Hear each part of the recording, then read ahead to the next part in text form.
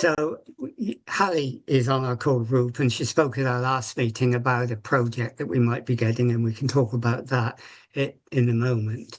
And we were discussing then the project that was looking at a particular approach to climate justice, and that is, and I think Clara mentioned it when you're talking about the most vulnerable groups, having a local approach, looking at a locality-based approach, or as is used in many academic terms, a place-based approach, so that you can find out the vulnerabilities of particular groups of people of different parts of London, and then you can form a strategy that's around adaptation based upon what you find.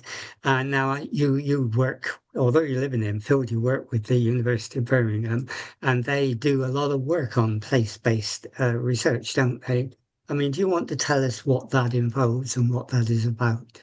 So, right, I'm working on a project called West Midlands Adapt, and this project is working to develop rapid adaptation pathways for some of the most deprived areas in the Birmingham and the West Midlands.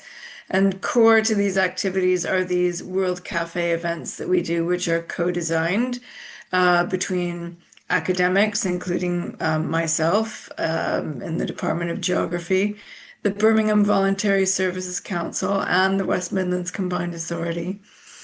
And these are held at ward level with a focus on trying to understand the lived experience of vulnerable and hard to reach residents with regard to extreme weather and its impacts in their homes, but also in neighborhoods. And this is all done through an intersectional lens. So we try to be sensitive to compound vulnerabilities like age, gender, race, language, disability, chronic ill health, and a huge range of socioeconomic factors. But we also try to understand the strengths and weaknesses of community assets, and I mean this in a broad sense. So, networks of support, including neighbors, emergency services, community hubs, utility providers. And we try to understand how responsive they are in terms of protecting people and the places and the things and the relationships they value. But we also have conversations to try and determine at neighborhood level what are local priorities, what are things that people want to protect from extreme weather, and how in the short term and in the longer term, and also why. So being conscious of what the co-benefits are, what are the benefits to people and nature. And then the final element of this place-based approach is bringing these findings to local authorities to share the information, but also to try and have constructive dialogue around how municipal resources can be leveraged or reallocated or coordinated to meet as many of the most urgent priorities as possible, but also to begin exploring longer term solutions, including new governance arrangements and ways of embedding adaptive plans and strategies in a more proactive way rather than the prevalent reactive approach. I mean, what you're doing is really interesting because it's not just about research, it also has practical applications. And I think that's really important. One of the interesting things about a locality-based approach or a place-based approach is that when a crisis happens, very often communities respond spontaneously. We saw it in COVID. We saw mutual aid groups develop all over the place to help people during that COVID period.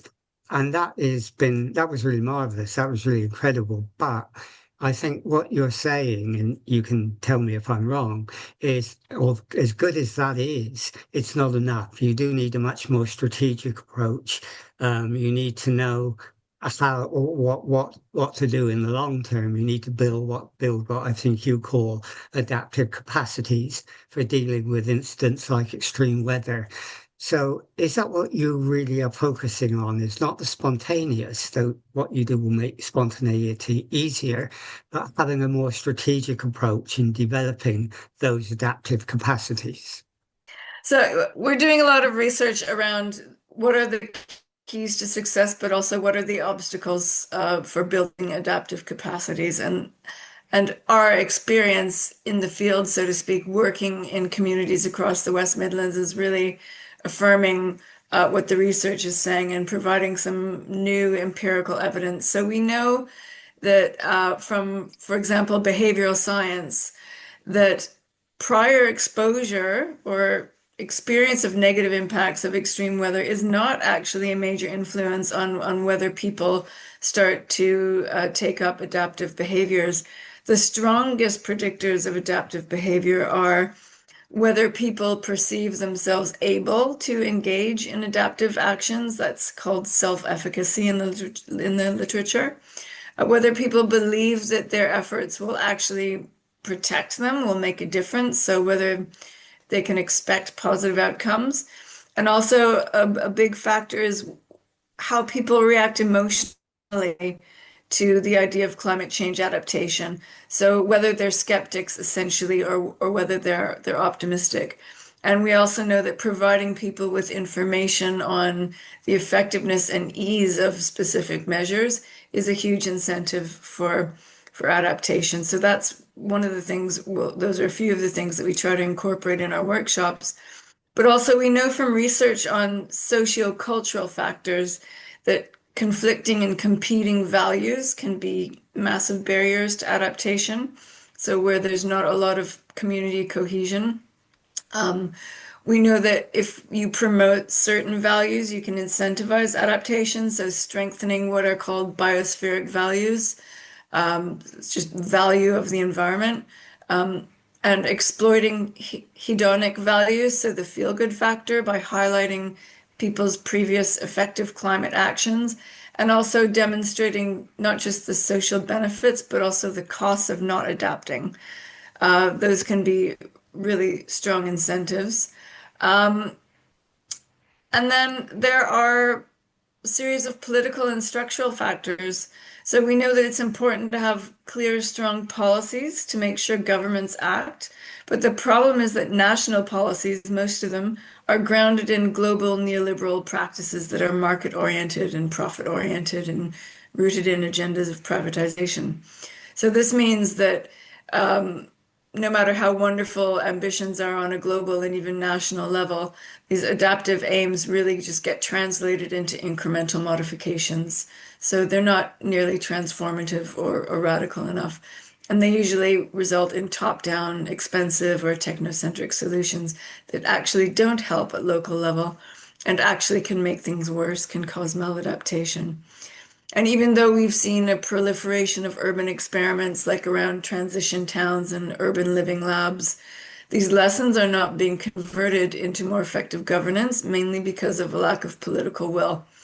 So this makes finding ways of engaging with authorities and decision makers in their wards all the more important. And in this sense, local academics, like myself, have an important role to play as mediators. And this is not just what the research says, we're seeing this. So we just did some workshops in Coventry. And the level of hostility, I mean, the willingness that people had to talk about adaptation was phenomenal. There was no climate denialism, there was no governance trap. We're not going to do anything until the state steps up. But there really was a huge sense of mistrust in local authorities. And there were some counselors who were pushing to attend these meetings so that they could, promote their programs. And we had to insist that they didn't come. And it's a good thing that they didn't, because I don't think they would have gotten out of there alive. Yeah, I mean that's interesting because I guess you're talking about capacity building in a way, but more than that, you're talking about whether the vulnerable communities you're working with feel they can make a difference. They have not just infrastructure capability and capacity; they have personal capacity as well. Now we're hoping to run a project, and we know now that on one of the smaller project we have got funding to do it.